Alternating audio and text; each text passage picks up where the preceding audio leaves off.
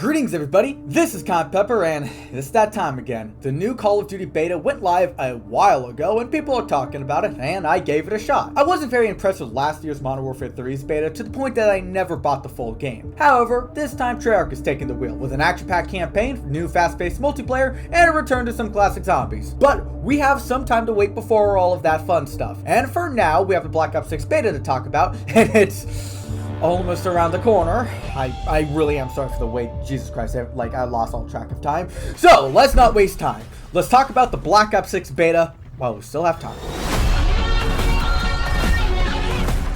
Well, for starters, despite the fact that you still have to go through the terrible Call of Duty HQ, the actual main menu of Black Ops 6 looks pretty good, completely ditching that stupid Hulu menu design that drove me and everyone else mad. Now it's a lot closer to Cold War style. In fact, the art style in general looks a lot more like Cold War. However, that is a small change, not too much to praise there, even though it is hella convenient. What about something more important, like the maps? Well, I don't have too much to complain about. They're all new and unique maps for the game.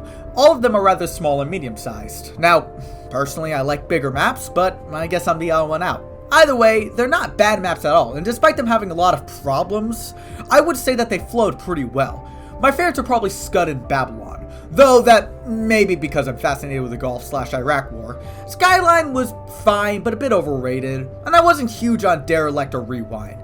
They weren't bad maps at all. They just have a harder flow to predict, and with Rewind especially getting campy from time to time. Now, there's these modes called Face Off and Gunfight, where you have these much smaller maps because apparently they just weren't small enough. Now, that's fine for Gunfight as it's a 2v2 one life round based mode, but in Face Off is 6v6 team deathmatches on these tiny ass maps, and they're about as painfully chaotic as you'd expect. I like Gala a lot, I think that one worked pretty well on both modes. But the Pit is just a bit too much for me, and Stakeout is a close quarter nightmare, even on face-off.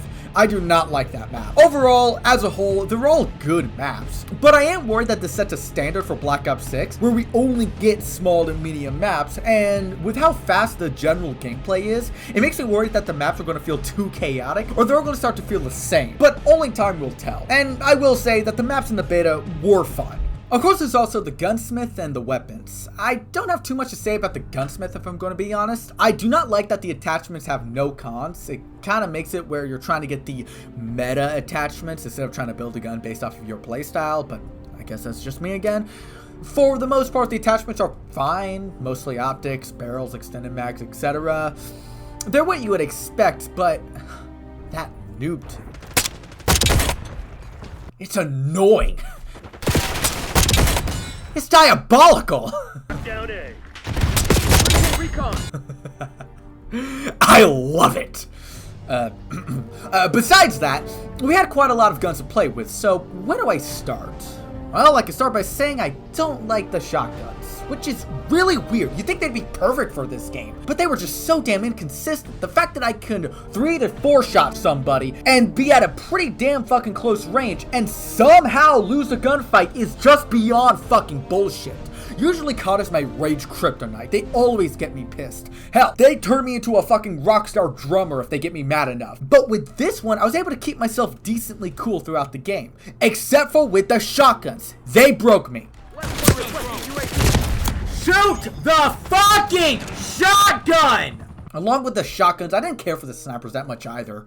The maps are too small to reliably snipe at long range, but the snipers are a tad bit too heavy for quick scoping. Not that it can't be done, it's just more difficult. And I do think that if they want to go with this hyper fast playstyle, maybe they should buff the ADS for the snipers, although I didn't get that far with my sniper progression, so do take that with a grain of salt. I was worried that the LMGs were going to be bad since, well, you know, they're LMGs, big bulky bullet hoses, not exactly what you'd want for a run and gun playstyle, but I think they're pretty good. They're not made for movement, and they make it a tad bit easier for you to be hit, but they're powerful enough that you can hold your own. As always, assault rifles and SMGs are probably your safest choice, but at least in Black Ops 6's case, the meta leans towards SMGs over assault rifles. You see, assault rifles are usually the jack of all trades. They're hard hitting, they hit pretty far, They're usually pretty controllable, and they're not particularly great at close quarters, but, you know, they're perfectly usable. While SMGs are usually harder to control and are geared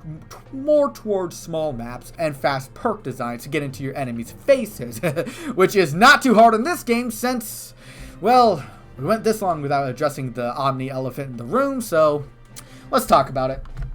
Omni movement in Black Ops 6 is a choice. It's one of the biggest talking points about the new COD. Move like an action hero is its slogan. Now, I'm going to be honest, I was, and still kind of am, nervous about this new movement system. Mainly because I'm worried it caters to the sweaty, it's a skill gap type players, in which it certainly can be the case, but I will say it's not all that bad. It's pretty easy to figure out, if not a bit clunky on keyboard and mouse, and is a good movement innovation. That does change the overall flow. COD has been kind of stuck in a few years. You see, in Modern Warfare 2019, the game innovated with Gunsmith, which stayed with most of the Call of Duties and has even snuck its way into other games. 2019 was a breath of fresh air at the time, but the games that came later really stagnated. Cold War didn't add anything new at all, Vanguard was semi-destructible, and Modern Warfare 2 2022 had a terrible perk system.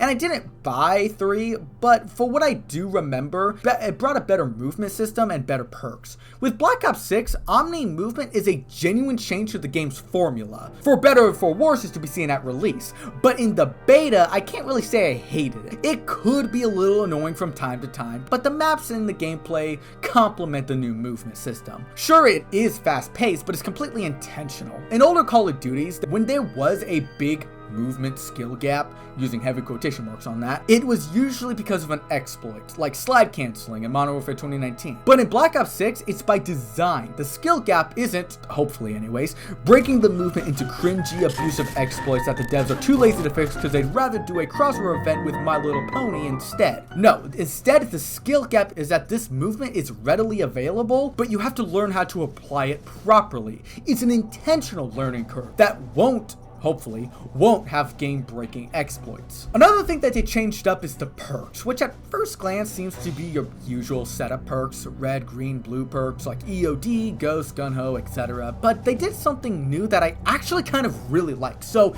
in this perk system, you're allowed to choose any perk color you want in any slot. So instead of having one slot for red, the other for blue, and the other for green, you can instead have 2 blues and 1 green perk. However, if you fill all slots with the same color, you get a bonus perk.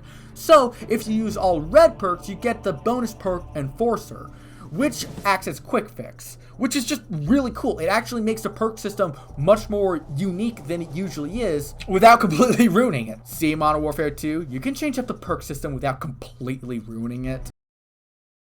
Alright, so normally I'd start wrapping all this up here, but first, I want to do something kind of different. You see, the Black Ops series usually likes to play with historical conspiracies. In Black Ops 1, the Soviets developed their own type of MK Ultra, and in the end, it's hinted that Alex Mason is the theoretical second shooter of the JFK assassinations, right? In Black Ops Cold War, you're brainwashed by the CIA with MK Ultra to try and uncover Perseus. Okay, so why am I talking about all of this? What is the point? Well, because of this game's historical settings and plenty of the leaks and rumors and even an in-game calling card that was in the beta, it seems that the 9/11 terrorist attacks will be a mission event in the game's campaign. Now, I feel very mixed about this because, again, with the Black Ops series, it likes to play around with government conspiracies. And one of my least favorite conspiracies ever, not that I'm much of a conspiracy theorist anyways, is the theory that the government was somehow behind the September 11th attacks. I don't have the time or the energy to go into why this theory is so dumb, but if you're interested, watch American Semptembers' video on it. I'll leave a link in the description. It is a good watch. Now, here's the thing. I don't think Treyarch, or mainly Activision, have the balls to make it where their story is about the American government causing 9/11. But obviously, they want the event to play a role, and they want to play with the conspiracy theory. So what are they willing to do? Well, here's my theory, before the game comes out, that is. I think they're going to do something similar to what they did in Cold War. Now, if you don't remember, the plot of the game is that you're looking for something called Perseus. In real life, Perseus was a rumor of spies who gave nuclear information to the Soviet Union. But in the game, they are instead disgruntled Soviets who are working both within and behind the USSR's back to try and cause a war between the Soviet Union and the United States. And there's a bunch of other theories in there too. But that's the main one. In Black Ops 6, they say, "Our story builds on real history, thrusting players into a conspiracy where a shadowy force has infiltrated the highest levels of the US government, branding anyone who resists as traitors and forcing players to go rogue for the first time to fight the very machine that created them." In the multiplayer, the factions are called Rogue, Black Ops, and Crimson 1. Here's how I think this is going to play out. During the Gulf War, the Black Ops unit under Adler will uncover something unexpected, that Crimson 1 are corrupted CIA agents and politicians who are set on keeping the US fighting wars, for money, for fame, or even just to turn the world against a superpower. The Black Ops unit will go out of their way to try to alert the real government of this faction, but the Crimson 1 will manipulate the government into turning on Adler and his men, causing them to go rogue. Adler will be in prison and the Gulf War will end. The Black Ops unit will then break Adler out, as seen in the trailer. Him or the unit will know something about Crimson 1, that they're going to try to start another war. They just don't know how yet. Later, it is revealed that Crimson 1 was supplying Al-Qaeda and giving them training, in which Adler and his men will be too late, the attacks will be carried out, and Crimson 1 will be successful into tricking the American government and its people into another war they can't win. And the people who knock these buildings down will hear all of us soon.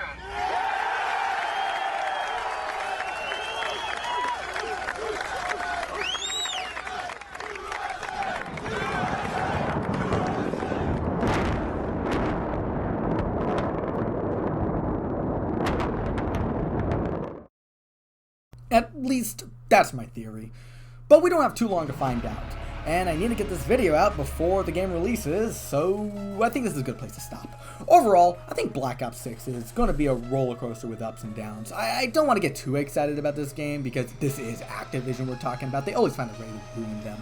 But I can't say I'm not excited. And I did leave some things out. I forgot to talk about the meat shield. It's hilarious, don't get me wrong. I love it, but there's not too much to say about it other than it's funny. There's a, calling cards and all that stuff. But again, I was kind of rushed and it just took me forever. So, will I buy the full game at launch? No. Because it was gifted to me by Game Boy Bidoof on the One Boom's live stream. Yeah, I don't have Call of Duty and whatnot, so that kind of makes it a bit of a problem for me because it's like I don't play COD that much anymore. So like maybe I'll buy this one later, but I don't know about that. That's a big maybe. I need to make a lot of money. I need more Or money. somebody could just like gift it to you on Steam if they add you. Oh, Floppy just sent me. Okay, I thought I saw a Discord Wink, hint, hint. friend. So we agree that like I should probably just like buy this shit for cayenne pepper. Oh, he's I was gonna say I'll add him on Steam and I'll gift him it on Steam. Fuck it. wait, really? To work? If you add me on Steam, I will. Yeah. What is happening? Why are you guys so nice? Hey, it's working. Which was really sweet of him to do. So expect a review of the full game when it comes out. Thank you all so much for watching, and I am so sorry this took so long. I've been very busy juggling this and Delta Force and other things, so I really do apologize. It took so damn long to come out. I still hope you enjoyed the video. What do you all think about Black Ops 6's beta? Did you all enjoy the game or did you find it terrible? Do you think my theory holds water or am I going crazy? I'd love to hear your opinion about it. Please leave a like, comment, and subscribe if you're new. I plan on reviewing Delta Force next, so stay tuned. Thank you all so much for watching, and adios.